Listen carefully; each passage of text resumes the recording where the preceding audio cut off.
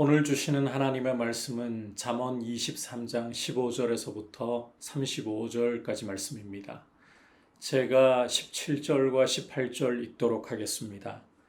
내 마음으로 죄인의 형통을 부러워하지 말고 항상 여호와를 경외하라. 정령이 내 장래가 있겠고 내 소망이 끊어지지 아니하리라. 아멘. 오늘 우리가 함께 살펴보려고 하는 잠언 23장 후반부의 말씀에서는 크게 두 가지를 보여주고 있습니다. 첫 번째는 지혜를 구하라.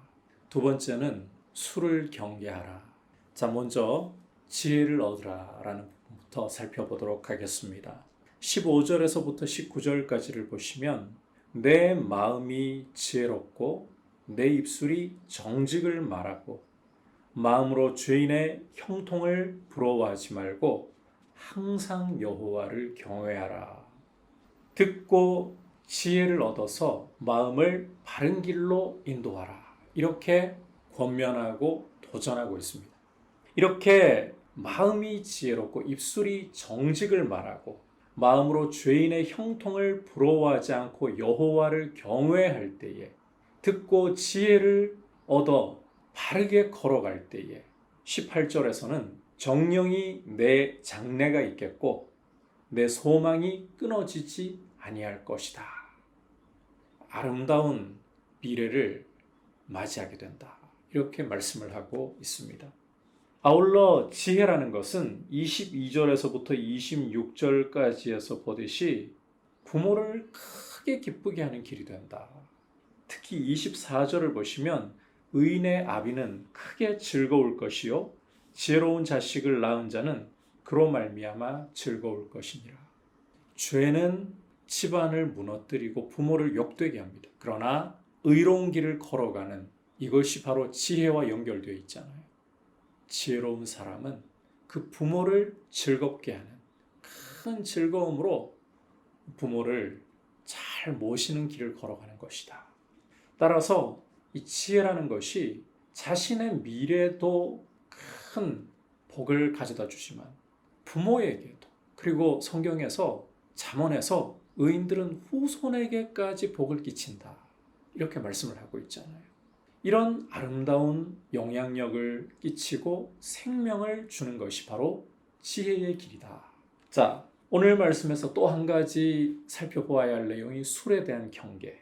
20절과 21절을 보시면 술을 즐겨하는 자들과 고기를 탐하는 자들과 더불어 사귀지 말라.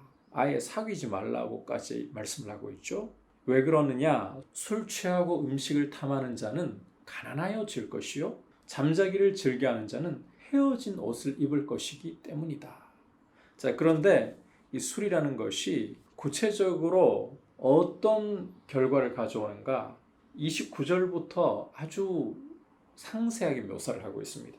29절로 건너가서 보시면 재앙이 네게 있느뇨, 근심이 네게 있느뇨, 분쟁이 네게 있느뇨, 원망이 네게 있느뇨, 까닭없는 상처가 네게 있느뇨, 붉은 눈이 네게 있느뇨.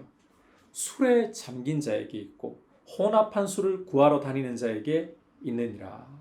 술에 잠긴 자, 혼합한 술을 구하러 다니는 자에게는 재앙, 근심, 분쟁, 원망, 까닭 없는 상처, 붉은 눈이 있다는 거예요.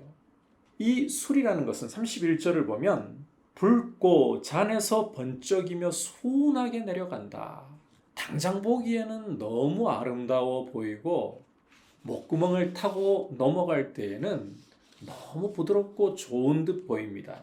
하지만 32절에서는 이것이 마침내 뱀같이 물 것이고 독사같이 쏠 것이다. 게다가 이 술에 사로잡혀 버리게 되면, 술 취하게 되면 눈이 괴이한 것을 보게 된다. 이 마음이 구부러진 말을 하게 된다. 술 취하면 무슨 말을 하는지 모를 정도로 횡설수설하고 해서는 안 될 말도 서슴없이 내어 뱉게 마련이죠. 게다가 바다 가운데 누운 자 같고 돛대 위에 누운 자 같고 그만큼 비틀거리고 아슬아슬하잖아요. 술 취한 사람의 모습이. 35절에서 결정적으로 감각이 없어진다. 나를 때려도 나는 아프지 않고 나를 상하게 하여도 내게 감각이 없다. 게다가 이 술이라는 것은 한 번 취하면 그걸로 끝이 아닙니다. 술이 술을 먹는다라는 말이 있죠.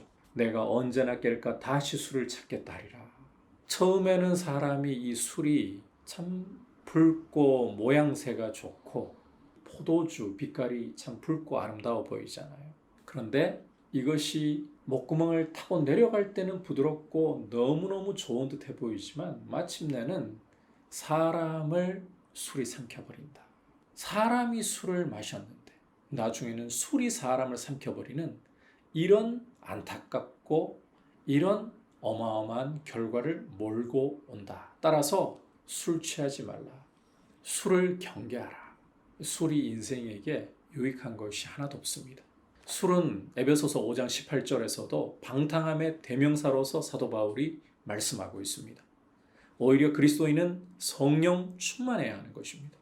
술 취하지 말고 성령 충만함으로 이 술 취하게 되면 앞서 보았듯이 눈이 괴이한 것을 보고 입이 구부러진 말을 하고 아슬아슬하게 몸을 가눌 수 없어서 아슬아슬하게 위기에 처한 사람처럼 그리고 감각이 사라져버리고 술에게 먹혀버리는 이런 결과를 가져온다 했잖아요. 따라서 결코 술 취하지 말고 성령에 취해서 성령의 새술에 취해서 오히려 맑은 정신을 가지고 생명을 살리는 복음을 우리의 입술로 말할 수 있는 하나님을 기쁘시게 하는 지혜자의 길을 걸어갈 수 있기를 주님의 이름으로 축복합니다.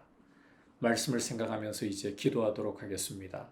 하나님 아버지, 어떤 것보다도 지혜를 귀하게 여기고 지혜를 구함으로 나의 장래가 미래가 소망이 있게 하옵소서. 그리고 지혜를 구함으로 부모를 즐겁게 하고 후손들에게도 큰 복을 끼치는 의인의 길을 걸어가게 하여 주옵소서.